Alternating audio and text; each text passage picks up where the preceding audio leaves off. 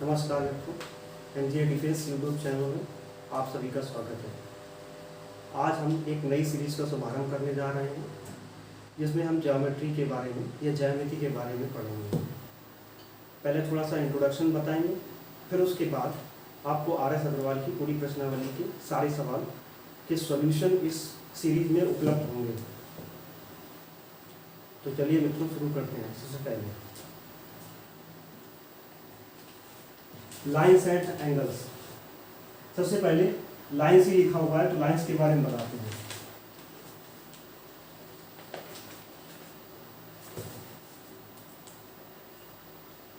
जिसका ना तो कोई स्टार्ट पॉइंट पता हो ना ही कोई एंड पॉइंट पता हो, उसको हम लाइन्स बोलते हैं या रेखा। जैसे एल एक रेखा है।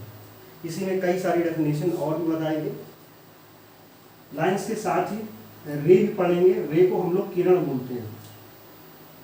जिसका स्टार्ट पॉइंट पता हो और एंड पॉइंट ना पता हो उसको हम रे या किरण बोल देते हैं। ये लाइन्स है। और फिर अगली बात आती है रेखाखंड। इसी से जुड़ा हुआ है। जिसका स्टार्ट पॉइंट और एंड पॉइंट दोनों पता हो उसको बोल देते हैं लाइन सेगमेंट या रेखाखंड।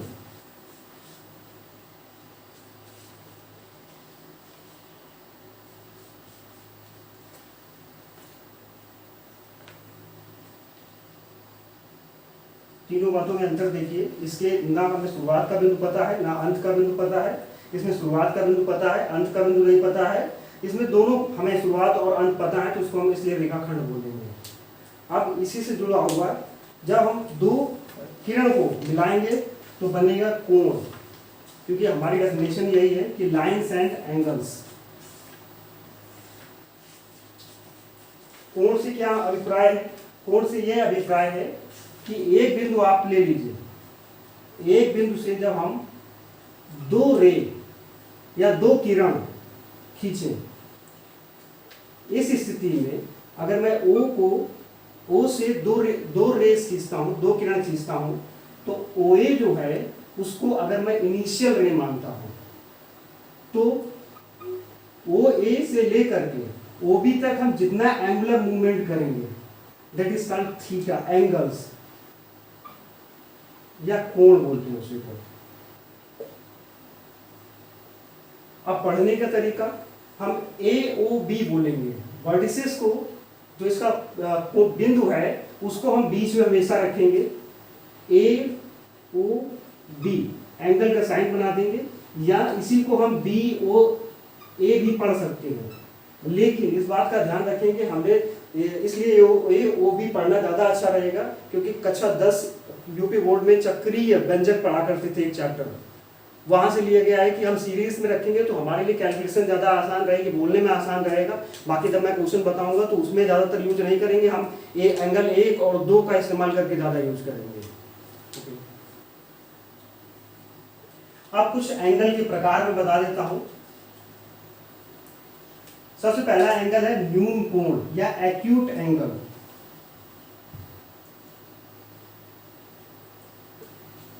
न्यून कोण नाम से स्पष्ट है। मतलब क्या हो जाएगा कि ऐसा कोण जो 90 डिग्री से कम होगा। अभी मैं डिग्री की बात कर रहा हूं, रेडियन की बात जब करेंगे, जब त्रिकोणमिति पढ़ेंगे। त्रिकोणमिति में रेडियन के बारे में अच्छे से डिस्कशन आपको मिल जाएगा। इस डिग्री को हम कैसे रेडियन में बदल सकते हैं। तो जिसकी वैल्यू, जिसका मान 90 से कम होगा वो हमारा एक्यूट एंगल या न्यून कोण कहलाएगा। और शेप कैसा होगा? आप लोग बनाते आए हैं रचनाओं में, इस तरह का होगा। तो आप जब एग्जाम में बैठें तो ये ध्यान रखें कि एक अंदाजा लग जाता है क्वेश्चन पढ़ते समय कि अगर यहाँ से कम है तो हाँ एक न्यून कोण है। जब हम hit and trial method use करेंगे वहां पे हमको पता लगेगा कि कब हमें ये सोचना है कि 90 से कम है या ज़्यादा है। अगर ज़्यादा होगा तो उसी हिसाब से हम वैल्यू हिट मानने की कोशिश करेंगे कि पता लगे आपका कोण तो रेडियो एंगल बन रहा है, आपने ले लिया 90 से कम, तो आपका सवाल वहाँ पे गड़बड़ हो जाएगा। न्यून कोण के बाद अगला कोण है समकोण। नाम से ही स्पष्ट है, राइट एंगल।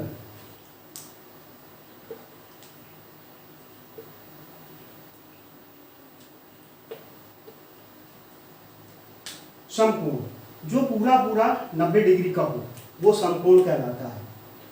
जब थीटा की वैल्यू या एंगुलर मूवमेंट हमारी 90 डिग्री हो जाए उसको हम समकोण बोलेंगे। कुछ इस तरह का दिखेगा, अलग से ही समझ में आ जाएगा, आपको दिया भी जाएगा। तो हमारा ए ओ बी जो है वो 90 डिग्री है, एंगल ए ओ बी बराबर 90 डिग्री।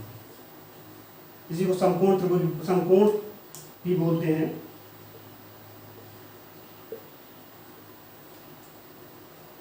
समकोण से कई सारे सवाल भी आएंगे, आपको जनरली डायरेक्ट पता होना चाहिए कि नहीं हाँ समकोण है, समकोण से कई सारे थ्योरम भी लगाएंगे। जब हम लीनियर पेयर की बात करेंगे वहां भी समकोण का इस्तेमाल करेंगे।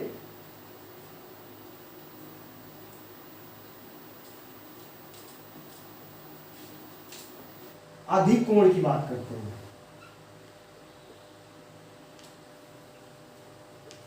अधिक कोण या दूसरा नाम इंग्लिश में हम लोग ऑब्ट्यूस एंगल भी बोलते हैं।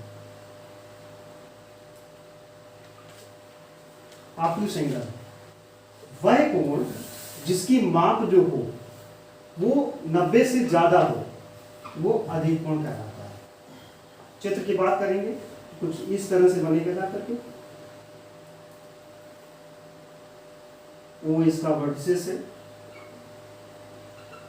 ए ओ बी जो होगा हमारा ग्रेटर देन 90 से बड़ा होगा। एग्जाम्पल की बात करते हैं तो कोई भी ले सकते हैं, 110 डिग्री, 120 डिग्री, कुछ भी ले सकते हैं, बट 180 से कम होना चाहिए ये एंगल। ये भी बात ध्यान रखेंगे साथ में, 180 से कम भी होना चाहिए। तो आप ये शर्त लगाएंगे तो 180 से कम भी कर देंगे। ये इक्वलिटी का साइन है, जिन्होंने कक्षा 12 में पढ़ा होगा इनइक्वलिटी, वहां पे उसमें मिल जाएगा कि जब इस तरह लगाते हैं तो इसका मतलब क्या होता है। बीच वाली वैल्यू जो होती है 180 से कम होगी और 90 से ज्यादा होगी। नेक्स्ट अगला कोण है ऋजु कोण।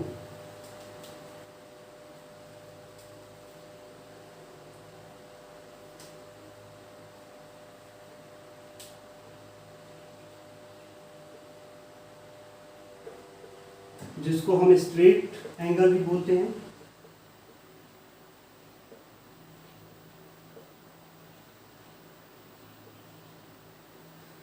ऋजु नाम से भी स्ट्रेट मतलब सीधा। जब हम एक बिंदु ओ ले लिया और इस ओ से दो रेखाएं, दो रेस तो हम खींचेंगे ही क्योंकि कोण बना रहे हैं, लेकिन जो ए ओ बी है वो एक सरल रेखा भी बनता है। तो इस कोण को हम क्या बोलेंगे, ऋजु कोण, जिसकी माप जो होगी वो 180 डिग्री होगी एग्जैक्टली। ये जो होगा 180 डिग्री होगा। जब नाम लिखेंगे तो ए ओ बी बराबर 180 जो है वो ऋजु कोण है, क्योंकि ये एक स्ट्रेट लाइन है और सीधी रेखा जो होगी वो 180 डिग्री की होगी। अगला है प्रतिवर्ती कोण।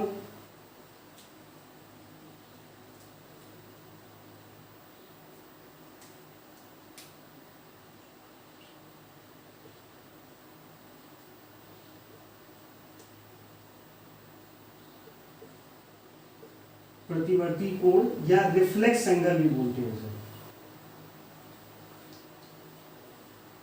रिफ्लेक्स एंगल का मतलब होगा वह कोण जिसकी माप जो हो 180 से ज्यादा हो और 360 से कम हो। अब 360 से कम का होने का मतलब क्या है, 360 के ऊपर जाएंगे तो फिर वही कहानी आ जाएगी, जनरलाइज वैल्यू पीरियोडिक फंक्शन, बहुत ही ऊपर की बात हो जाएगी, उसकी जरूरत नहीं पड़ेगी यहाँ पे आर सवाल में इवन। तो अब बनेगा कैसे भाई, हमने स्ट्रेट एंगल तो ये बना लिया 180 डिग्री, तो अब रिफ्लेक्स एंगल कैसे बनेगा, बनेगा ऐसे ही जब इस तरह की सिचुएशन बन जाए।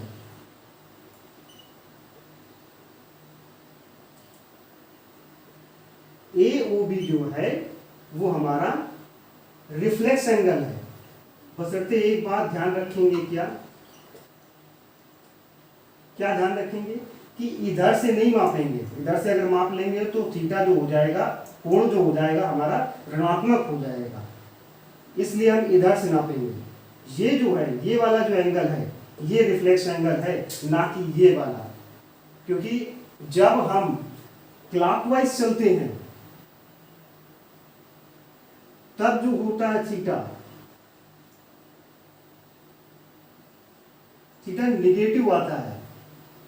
क्लॉकवाइज का मतलब होता है घड़ी की दिशा में जब जाएंगे तो थीटा निगेटिव होगा, और जब एंटी क्लॉकवाइज जाएंगे तो थीटा हमारा पॉजिटिव होगा। जिन लोगों ने इंटर में पढ़ा होगा generalize solution of trigonometric equation, उनको पता होगा जब थीटा एंटी क्लॉकवाइज होगा यानी कि विपरीत दिशा में, तो थीटा हमारा पॉजिटिव होगा। और अभी हमारे हिसाब से हमें ये जानना जरूरी है कि पॉजिटिव पे ही सारा काम करना है, हमें निगेटिव में नहीं काम करना है। जब आप एडवांस मैथ में और ऊपर जाएंगे तब वहाँ पे आपको जरूरत पड़ेगी। अभी इसकी कोई जरूरत नहीं है कि एंटी क्लॉकवाइज, और एक बात को ध्यान दें, बस इतना जान लें कि हम इस दिशा में मापेंगे तो ये कोण जो होगा ये रिफ्लेक्स होगा। अगर आप ऐसे नाप लेंगे तो ये रिफ्लेक्स नहीं रह जाएगा, कि ये फिर गड़बड़ हो जाएगा, ये 180 से कम हो जाएगा, ये ऑब्ट्यूज एंगल ट्रायंगल यानी अधिक कोण बन जाएगा सर।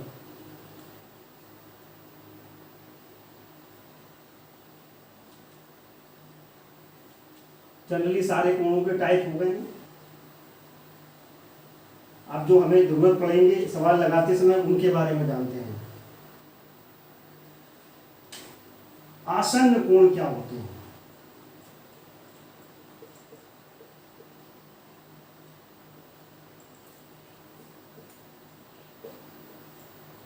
या एडजेसेंट भी बोलते हैं इनको एंगल। भाई हम जब एंगल बनाते हैं तो दो रेस होती हैं, ऐसे बना देते हैं। अब जैसे इसको नाम देना चाहें तो ए ओ बी जो है हमारे पास एक एंगल है। अब अगर मैं यहाँ पे क्या था, इनिशियल रे ये थी, स्टार्टिंग वाली प्रारंभिक रे जो थी ये थी। अब अगर ये एंगल हमने कुछ भी मान लिया, ए ओ बी एंगल है हमारे पास। अब दूसरा एंगल जो मैंने बनाया उसके लिए ओ बी को हमने इनिशियल रे बना दिया और ओ सी को उसकी फाइनल रे बना दिया। तो ये जो एंगल आया, ध्यान से देखिए, ये वाला जो एंगल आया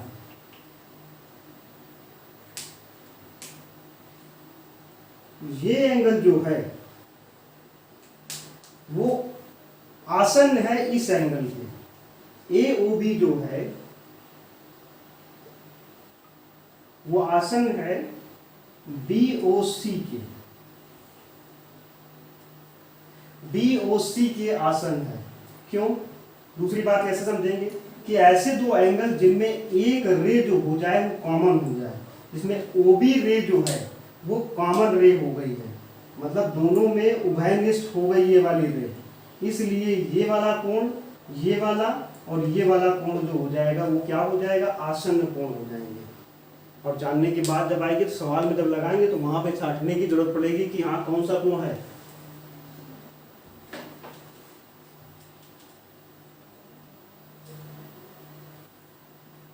अब मोस्ट इंपॉर्टेंट दो बातें, पूरक कोण, इसी में साथ में समझेंगे संपूरक कोण।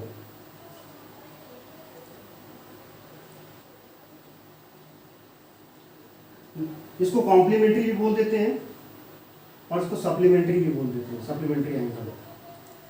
पूरक कोण से क्या मतलब है, ऐसे एंगल जिनका योग जो हो जाए वो 90 डिग्री हो जाए वो पूरक कोण कहलाएंगे, कॉम्प्लीमेंट्री एंगल कहलाएंगे।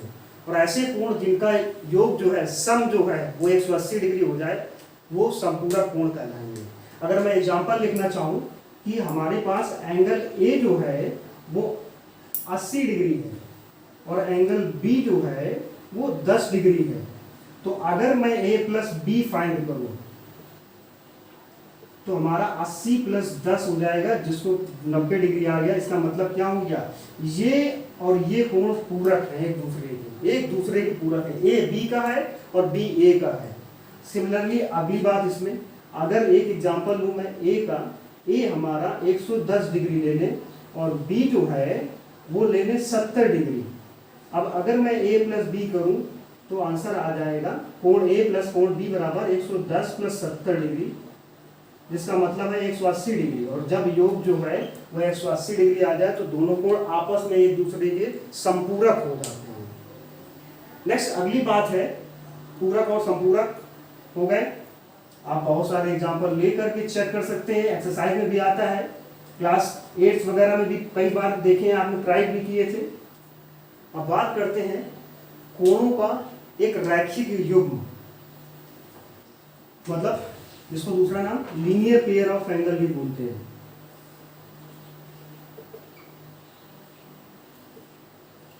एंगल्स, ये आपके आरएस अग्रवाल में बहुत सवालों में यूज होना है, कम से कम नहीं तो आधे सवालों में इस्तेमाल होगा।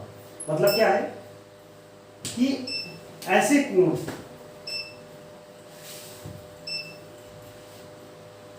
जैसे एक सरल रेखा है और इसी में अगर हम इसी को सरल रेखीय कोण, ऋजु कोण बना देते हैं, तो इस बिंदु से आपने एक रेखा खींची, लेकिन हम ये भी जानते हैं कि ये तो एक स्ट्रेट एंगल है, AOB जो है, और OC बीच में एक रे है, तो इसमें से दो नए कोण बन गए, एक तो बन गया AOC और दूसरा बन गया COB अगर इधर से पढ़ेंगे तो।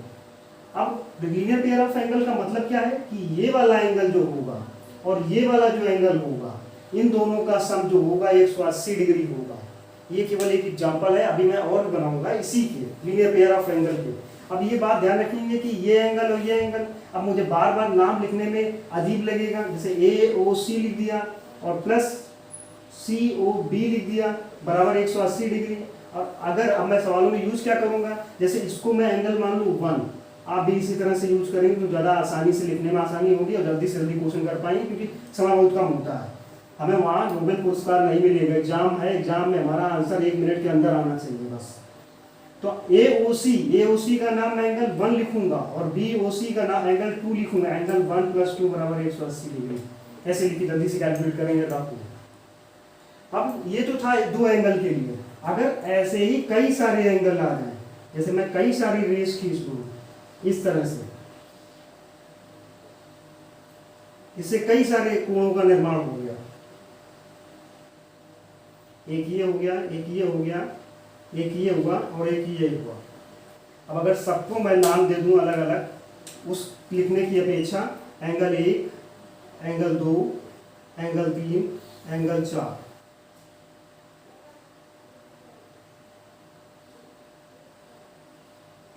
तो लीनियर पेयर एंगल वाली प्रॉपर्टी से एंगल 1, एंगल 2, एंगल 3 और एंगल 4 सबका योग जो हो जाएगा वो 180 डिग्री हो जाएगा। ये और ये बहुत ज़्यादा इस्तेमाल करेंगे आरएस अग्रवाल के सवालों में। आप खुद देखेंगे पहला वाला सवाल, पहले सवाल से जब स्टार्ट करेंगे तो बहुत सारे सवाल हमें इसी के मिल जाएंगे, आप खुद लगाने लगेंगे। नेक्स्ट अगली बात है, रेखाओं की बात करते हैं थोड़ा सा, क्या कि रेखाओं की कैसी स्थितियाँ हो सकती हैं। जब छोटी सी 5th क्लास में आपको बताया गया था कि रेखाएं, समांतर रेखाएं या प्रच्छेदी रेखाएं, इस तरह की बातें सुनने को मिली थी। रेखाओं की स्थितियां यही बन सकती है कि जब अभी तक तो एक रेखा की बात हो रही थी, जब 2 रेखाएं होंगी, या तो वो कट करेंगी या तो वो समांतर जाएंगी, कभी कट ही नहीं करेंगी। और तीसरी स्थिति भी होती है, उसका यूज नहीं कर रहा है कि एक के ऊपर जब एक रेखा चली जाए इस तरह से, एक ये रेखा एक ही, उसका कोई मतलब ही नहीं बनेगा हमारे सामने। अभी अगर संरेख बताएंगे तो संरेख का जब क्वेश्चन आएगा तो उसमें जरूरत पड़ेगी, बाकी जरूरत नहीं पड़ेगी। संरेख का बेसिकली मतलब ये होता है कि 2 से ज्यादा बिंदु जब होते हैं, 1, 2, 3 बिंदु मैंने ले लिए, ये तीनों एक ही लाइन में स्थित हों, वो संरेख बिंदु कहलाते हैं। ध्यान रखिएगा, छोटी सी बात है।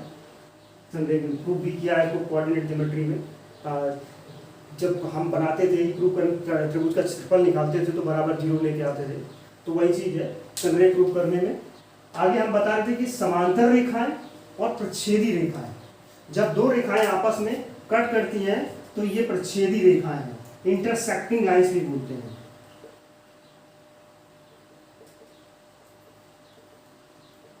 और ये जो है जब दोनों रेखाएं कट नहीं करेंगी, कहीं भी कट नहीं करेंगी, इनफाइनाइट यानी अनंत में भी, तो ये पैरेलल लाइंस बोली जाएंगी।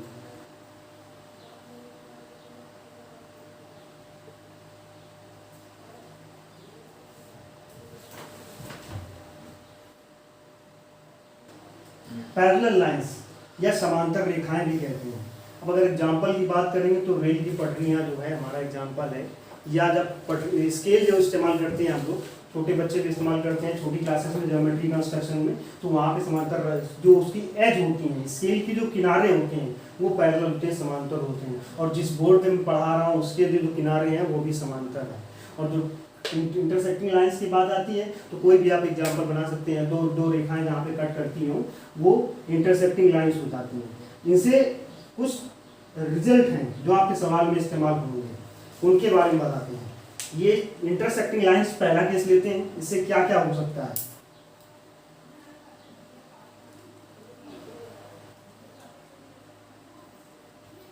दो इंटरसेक्टिंग लाइंस हैं,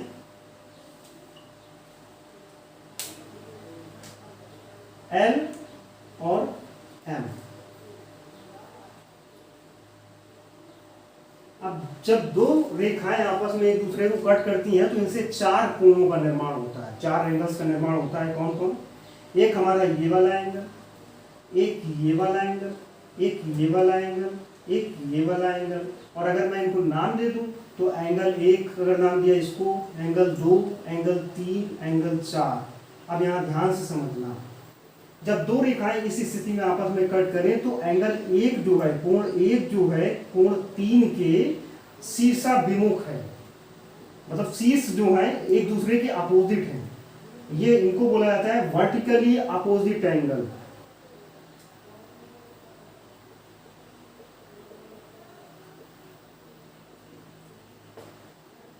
वर्टिकली अपोजिट एंगल एक 3 के होगा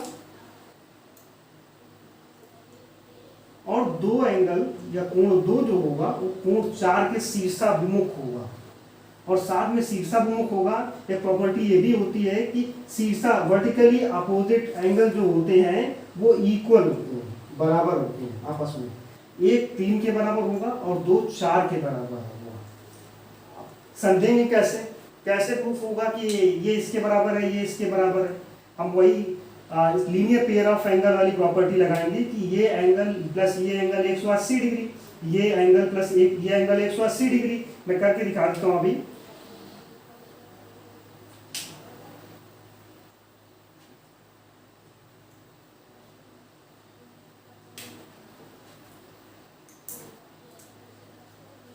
एंगल 1 प्लस एंगल 2 बराबर 180 डिग्री। पहली बात कैसे? M जो है एक स्ट्रेट लाइन और स्ट्रेट लाइन पर बने हुए कोणों का योगफल 180 डिग्री होता है। इसी बात को हम एंगल 2 कोण 2 प्लस एंगल 3 बराबर 180 डिग्री, क्योंकि ये L एक लाइन है, एक स्ट्रेट लाइन है, तो इन दोनों का कोणों का सम जो हो जाएगा 180 डिग्री हो जाएगा। अब दोनों राइट हैंड साइड में दोनों तरफ 180, इधर भी 180 है, तो इस साइड से बराबर हो जाएंगे तो ये भी आपस में बराबर होंगे। और जब ये बराबर होंगे तो एंगल 1 प्लस एंगल 2 बराबर हो जाएगा एंगल 2 प्लस एंगल 3 के बराबर हो जाएगा। अब ये जब बराबर हैं तो एंगल 2 और एंगल 2 कैंसिल हो गया, तो बचा क्या? एंगल 1 बराबर एंगल 3 के बचा, जो कि हमारा रिजल्ट आ गया। इसी तरह आप सारे भी प्रूव कर सकते हैं, ये इसके बराबर प्रूव कर सकते हो। ये बात खत्म हो गई, इसका यूज हम सवालों में करेंगे।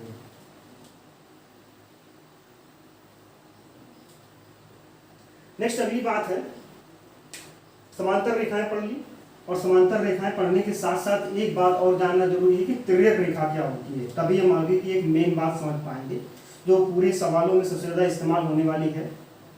तिर्यक रेखा, जब दो रेखाएं जा रही हो, अभी मैं जरूरी नहीं कहता हूं कि समांतर रेखाएं यूं हो तभी बताएंगे। जब दो रेखाएं जा रही हो, दो रेखाओं को कोई एक तीसरी रेखा इस तरह से काटे, जैसे L और M जो था, M जो थी, दो हमारी रेखाएं थी, समांतर जरूरी नहीं समांतर ही हो, समांतर का ही केस हमें पढ़ना है, बाकी हो कुछ भी सकता है।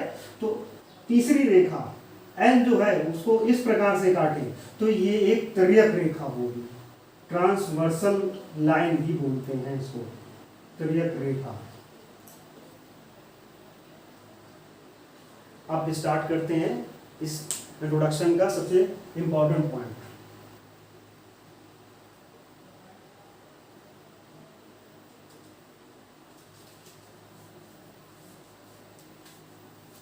जब दो समांतर रेखाएं, ध्यान रखिएगा समांतर रेखाएं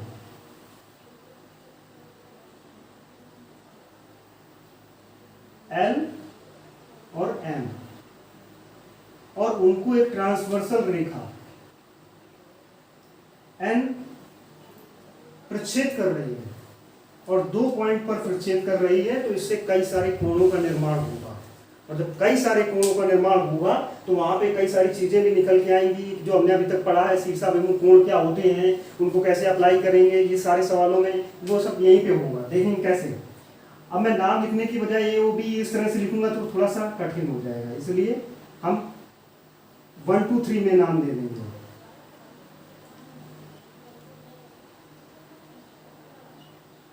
मैं सारे कोणों को नाम दे देता हूं। एंगल 1 2 3 4 दे दिया, और फिर एंगल 5, एंगल 6, 7 और 8, कुल 8 कोण होंगे जाकर के। अब 8 कोणों में हमें ध्यान रखना होगा कौन क्या बराबर होगा। कभी याद करने की जरूरत नहीं है कि हम याद करें कि ये कोण इसके बराबर होता है, संगत कोण इसके बराबर होता है, कभी याद करने की जरूरत नहीं है। हम ये देखेंगे ये ऐसे बराबर, ये ऐसे बराबर, ये ऐसे बराबर, तो ये इसके बराबर होगा, बस इतना समझेंगे।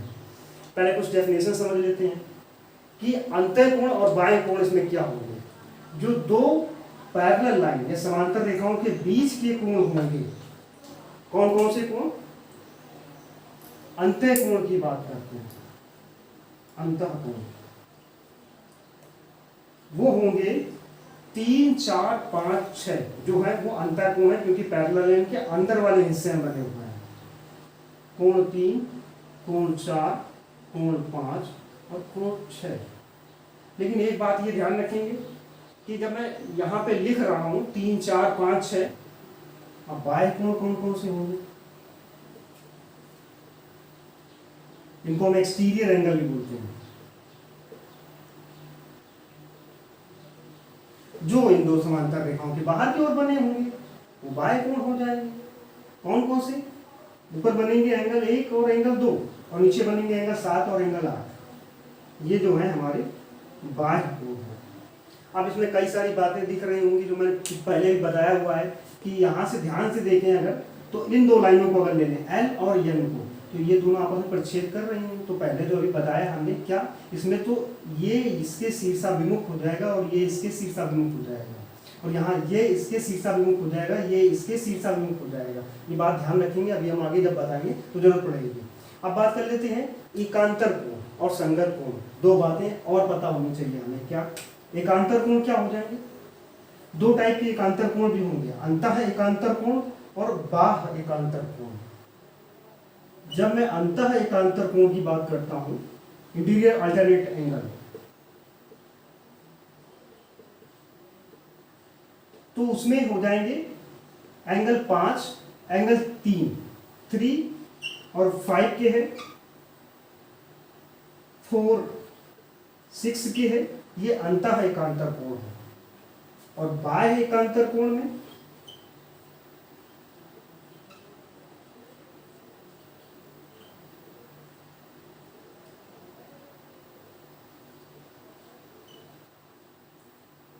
एंगल 7 एंगल 1 के हो जाएगा, और एंगल 2 जो है वो एंगल 8 के हो जाएगा। इतनी बात समझ में आ गई। अब इसके बाद आगे जाएंगे कौन किसके बराबर होगा। सवाल तो तभी लगेंगे। इतनी बात के बाद अब मैं इनका नाम हटा करके कोई भी एक वैल्यू लेता हूं। अभी देखना, एक वैल्यू से सारे एंगल निकल करके आएंगे। हमें ये देखना नहीं पड़ेगा कि कहाँ क्या बना है, क्या छांटना है, क्या करना है, कैसे करना है।